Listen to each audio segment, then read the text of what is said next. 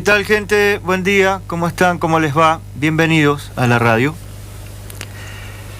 Hace tiempo, o por lo menos desde diciembre de 2019 para acá con más fuerza, pero ya hace ese tiempo al menos que venimos postulando lo siguiente desde este programa: que la principal variable de ajuste del gasto público que lleva adelante el gobierno de Francisco Rato es el salario de los trabajadores municipales.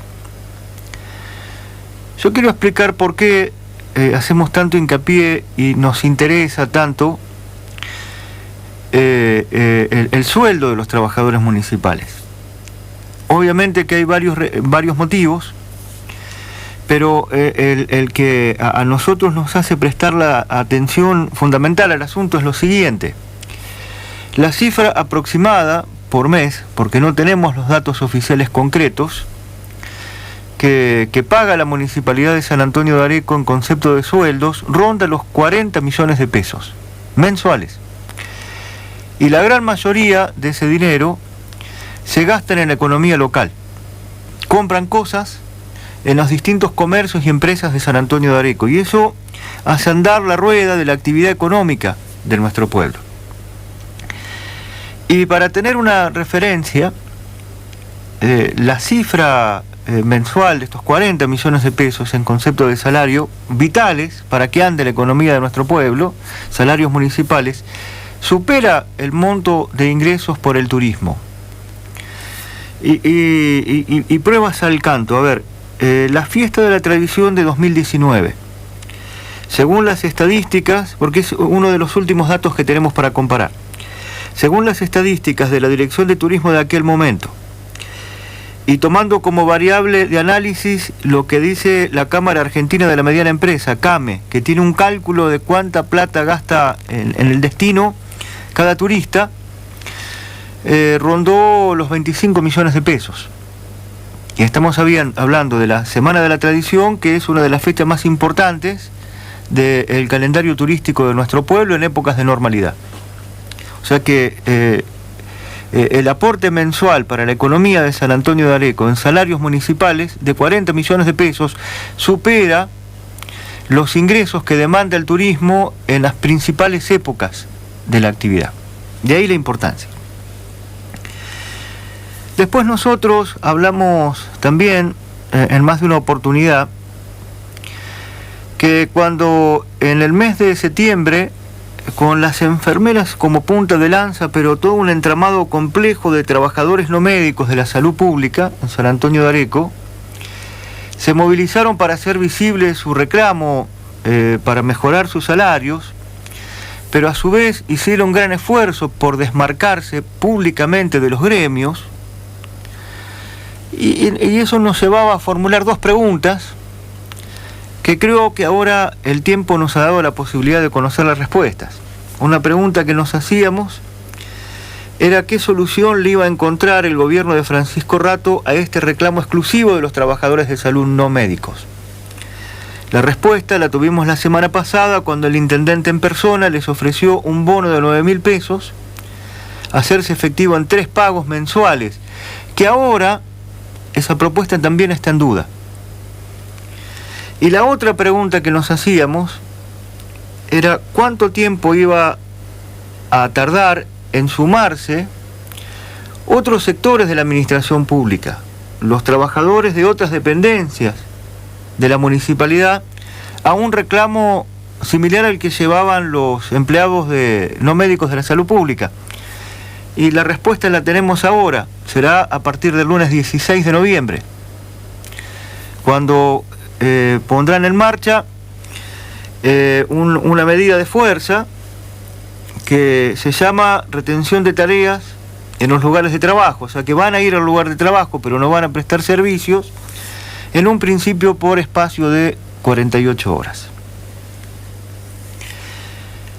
También, sin apartarnos de este contexto, de lo que es el escenario de la relación entre el gobierno y los trabajadores de la municipalidad, representados o no por las entidades gremiales, a partir de octubre, comenzamos a ver que UPCN y el Sindicato de los Trabajadores Municipales fueron endureciendo una posición que hasta ese entonces había sido bastante contemplativa con las políticas de ajuste que llevaba adelante el gobierno macrista de Francisco Rato en el orden local. ¿Qué fueron llevando a este cambio de posición de los gremios, de estos dos gremios, UPCN y el Sindicato de Trabajadores Municipales, que hace 3 o 4 años, sin perder identidad ni independencia, han constituido como una especie de frente gremial informal, o sea que buscan el consenso en sus posturas para tener un poco más de fortaleza a la hora de negociar? Pero ¿qué los llevó también a endurecer su posición? Dijimos recién ya el reclamo de las enfermeras, la aparición en escena de un tercer sindicato, ATE, que estaba como en estado latente y que ahora ha tenido apariciones públicas y ha organizado una junta normalizadora local, la entrega de bonos y de aumentos de salarios sectoriales y por decreto que hizo el intendente, lo que pone en evidencia un alto grado de discrecionalidad del gobierno municipal a la hora de manejar las retribuciones a los trabajadores municipales. Hablamos así rápidamente, 35% exclusivamente a los médicos en el mes de febrero, el bono de 9.000 pesos en 3 pagos para las enfermeras y personal no médico del hospital, un bono de 12.000 pesos también en 3 pagos para un puñadito. Esto fue publicado en Boletín Oficial. Son menos de una decena trabajadores del área de recaudación. Por ejemplo, esa discrecionalidad, digamos, del gobierno a la hora de entregar bonos y aumentos sectoriales. La presión también que fueron ejerciendo sobre sus dirigentes sindicales, lo que en la jerga se llaman las bases, o sea, los afiliados, los trabajadores de la municipalidad que quedaban excluidos de estos decretos, fundamentalmente focalizados en sectores muy numerosos y muy combativos históricamente, como lo que es el personal que trabaja en el corralón, en el cementerio, parte de la administración, parte de la delegación en Villalía, etcétera, etcétera, etcétera. Y lo que fue el último eslabón en esta cadena de sucesos que derivaron en la medida de fuerza que van a llevar adelante el lunes, es la oferta salarial para cerrar las paritarias 2020 que le hizo el gobierno en los últimos días de la semana a los gremios, primero de un 5%, después la elevó a un 10%, que fueron rechazadas de plano por parte de la mayoría de los trabajadores municipales. Bueno, eso llevó a la determinación de tomar una medida de fuerza, que es la retención de tareas por 48 horas en los lugares de trabajo. O sea, van al lugar de trabajo, pero no prestan los servicios.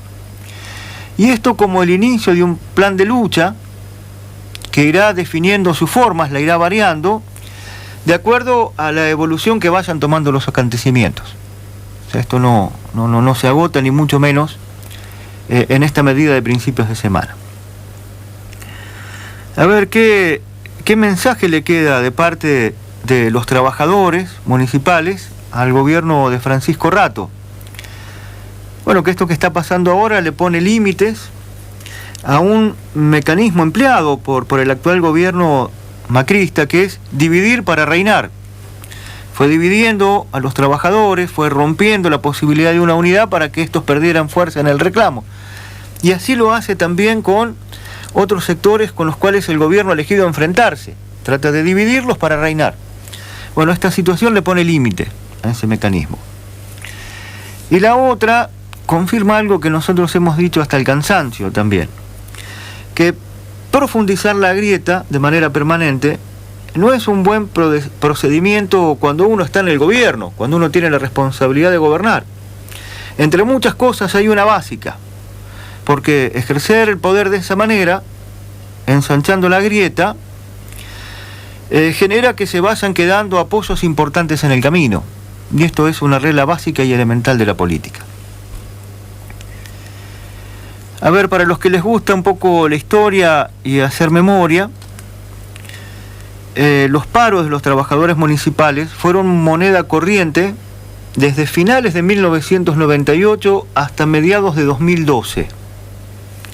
En ese tiempo prolongado, casi una década y media, casi, los conflictos y las tensiones fueron teniendo distintos niveles de intensidad. La última medida sindical de este tipo fue en junio de 2012. Después, por supuesto, hubo discusiones, hubo negociaciones. Me gusta la palabra tensión, que son propias de toda negociación, pero la última medida de fuerza efectiva fue a mediados de 2012. Y habían arrancado con una frecuencia inusitada, con muy pocos antecedentes para atrás, en el final de gobierno de Fabio Sorchili, que fue allá por agosto de 1998. Algo les dije recién en el primer tramo, que el gobierno ha decidido profundizar el conflicto, el enfrentamiento, con dos actores más de nuestra realidad, con los trabajadores de la cultura y con la Liga Deportiva de San Antonio de Areco, que está integrada por casi 20 clubes, 20 instituciones de toda la región, pero específicamente por 6 clubes locales. Ha decidido en estos días, los hemos comentado acá con Nani en la mañana, y no nos da el espacio en esta apertura como para ofrecer más detalles, pero seguramente el oyente que sintoniza Imagen un sábado a esta hora es porque conoce ya acabadamente la realidad y los hechos informativos más destacados de la semana. A mí me lleva a decir 3 cosas esto. Esta profundización del conflicto, del enfrentamiento con el colectivo de los trabajadores de la cultura, que es muy nuevo, y con la Liga Deportiva, que es una institución que tiene más de 80 años, desde marzo de 1939. Claramente muestra el gobierno que estos dos rubros, la cultura y el deporte, específicamente el fútbol, también tienen prioridad en su política de recorte. Recortar lo que el Estado invertía o gastaba, o pónganle el término que quieran. Para mí en cultura y en deportes no es un gasto, sino es una inversión estatal. En cultura, ¿para qué? Para fomentar los espectáculos, pagar honorarios, viáticos, iluminación, sonido, logística, baños químicos, etcétera, etcétera, que eso demanda una inversión, además de que genera empleo por varias vertientes. Y en el tema de la Liga Deportiva es la colaboración en el mantenimiento de la Plaza de Deportes Enrique Fite, que es propiedad del Estado municipal, pero su uso está cedido por un contrato de comodato a la Liga Deportiva y a los clubes de San Antonio de Areco. Entonces, lo que muestra esto es que en estos dos rubros también son prioritarios en la política de recorte del gasto y de las inversiones del gobierno de Rato. Y que más allá del ajuste, el actual gobierno no tiene un proyecto ni políticas definidas ni para la cultura ni para el deporte. También eso salta a la vista, porque ha pasado ya un periodo de más de 10 meses, amén de la pandemia. Y dejo, a ver, 3 preguntas con respecto a esto. ¿El gobierno no conoce la manera de abordar estos temas? Bueno, eso no estaría bien. ¿Sabe cómo encarar estos temas, pero no le importan? Bueno, eso sería más grave todavía. Y la última pregunta, el deporte y la cultura son solo 2 casilleros más en la planilla de Excel, en la planilla de cálculos del gobierno de Francisco Rato, como esa frase que hizo tristemente célebre el exministro de Energía Aranguren. Como a casi todas las preguntas, el tiempo es el que suele traer las respuestas, más allá de que haya evidencias muy razonables que nos puedan hacer abrir algún ensayo también de respuesta en la actualidad. Y el último tema que quiero conversar esta mañana fue que el martes 10 de diciembre fue el Día de la Tradición, que es un día muy importante para la sociedad, para la comunidad organizada de San Antonio de Areco, con un fuerte valor histórico, con un hondo contenido cultural. Este año, por cuestiones de la pandemia de coronavirus, tuvo una celebración muy reducida, muy particular.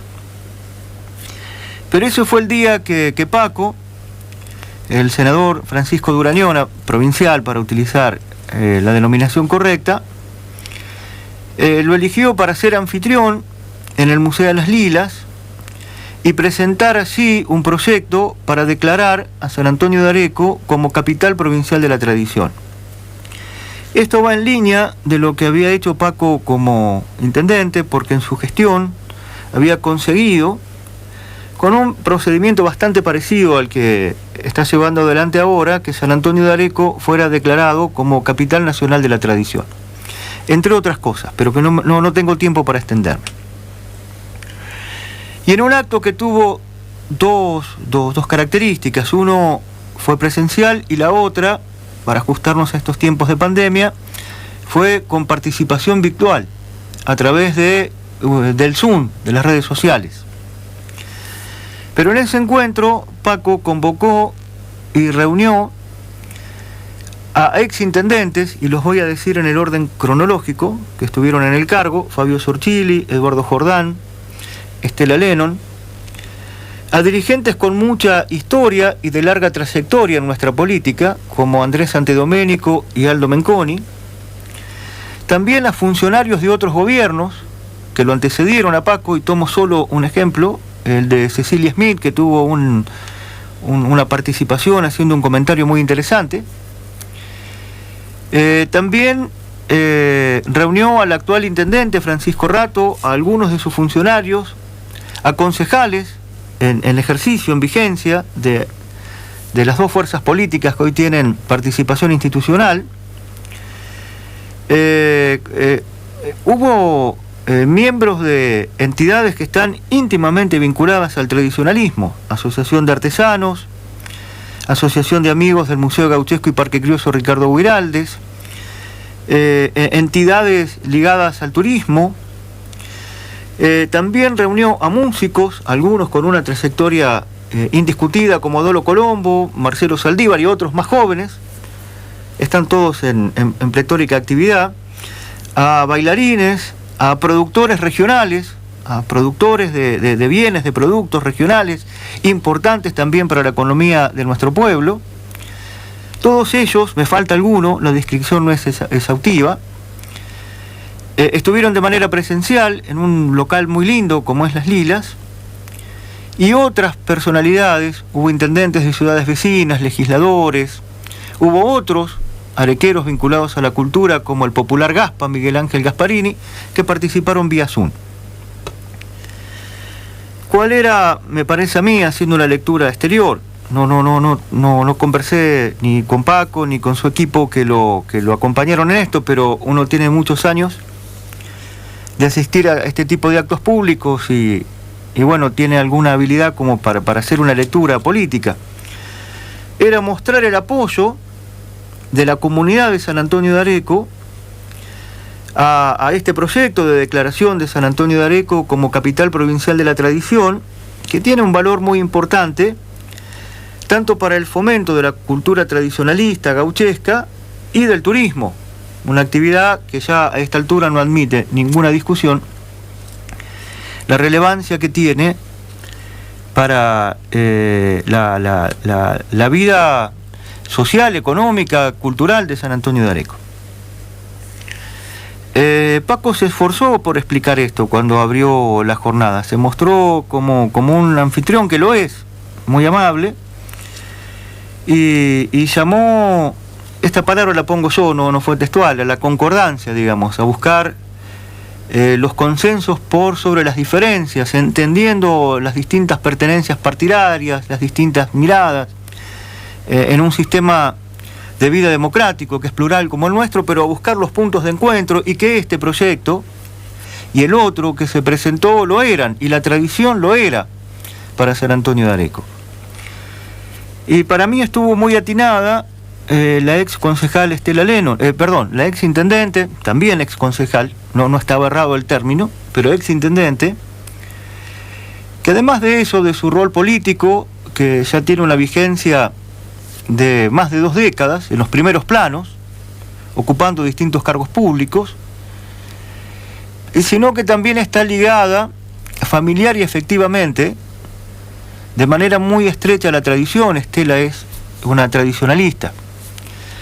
Y yo puedo decir todo esto porque si alguien ha criticado, y si desde algún lugar se ha criticado la gestión de Estela Lennon, es desde este programa.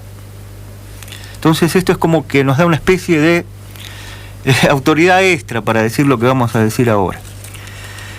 Nos pareció muy atinado su discurso, en la misma línea de Paco, y creo yo que también que en plena concordancia con casi la totalidad de los que estuvieron presentes en las Lilas ese martes con motivo de la tradición. Eso de que Estela, y tomó un ejemplo que me voy a permitir contarlo porque días después yo pude conversar con ella, fuera de micrófono, y me contó que en lo previo se acercó Andrés Santedomenico a Estela y que se abrazaron, se saludaron afectuosamente y Andrés le dijo a Estela: dejemos olvidadas las diferencias que tuvimos en el pasado. Yo creo que estuvieron distanciados durante mucho tiempo. Me da la impresión que desde por lo menos las elecciones de 2011. Y Estela le dijo: esto ya de mi parte quedó en el olvido. Y ella lo mencionó, ni bien empezó a hablar. Le agradeció a Durañona, dijo: le voy a tirar flores al senador. Y habló de la necesidad de unir a todo San Antonio de Areco, con la tradición en este caso como motivo, y dice: es así, Andrés, ¿no es cierto? Textual. Pero no todo fue cordialidad en ese evento, porque además de la presentación del proyecto de Paco, también Paco, con calidad de anfitrión, que siempre la ha tenido,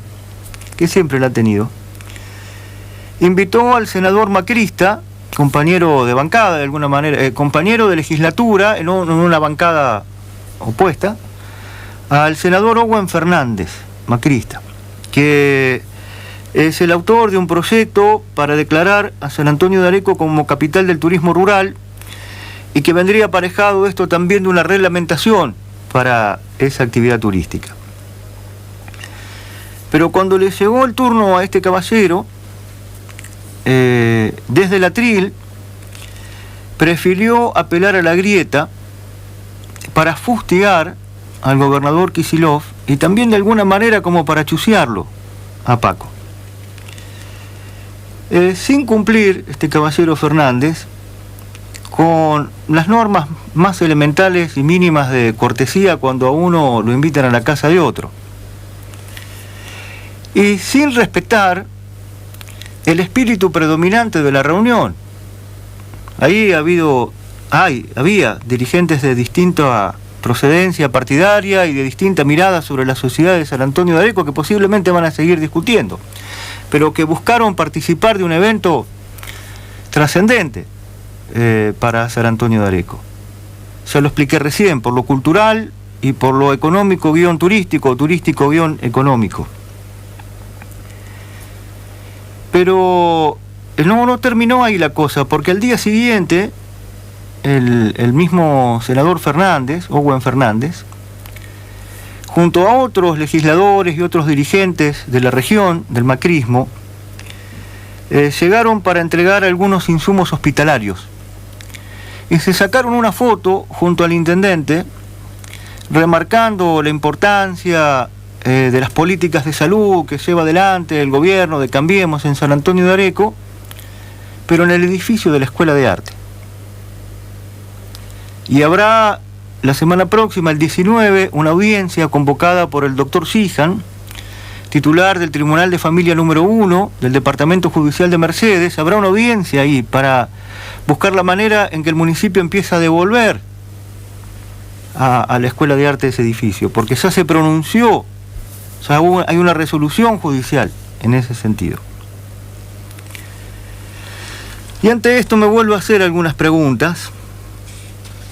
Ante la arrogancia de este caballero, Owen Fernández, que insisto, ni siquiera supo interpretar el espíritu predominante en esa reunión, en donde el más variado arco de pensamiento arequero estaba de acuerdo y estaba en un clima de camaradería, porque si algo quiere simbolizar la fiesta de la televisión es el espíritu de camaradería, la hospitalidad del arequero.